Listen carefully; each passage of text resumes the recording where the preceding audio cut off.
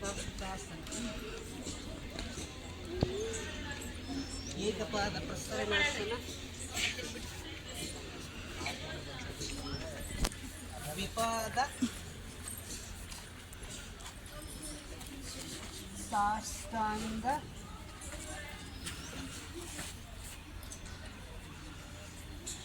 ಭುಜಂಗಾಸನ,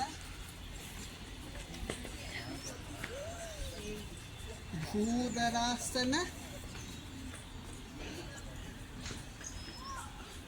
ಏಕಪಾದ ಪ್ರಸರಣಾಸನ, ಪಾದಹಸ್ತ ನಮಸ್ಕಾರಾಸನ. ಇದೇ ಫಿನಿಶಿಂಗ್ ಬರ್ಬೇಕು ನಿಮ್ದು ಎಲ್ಲಾರ್ದು.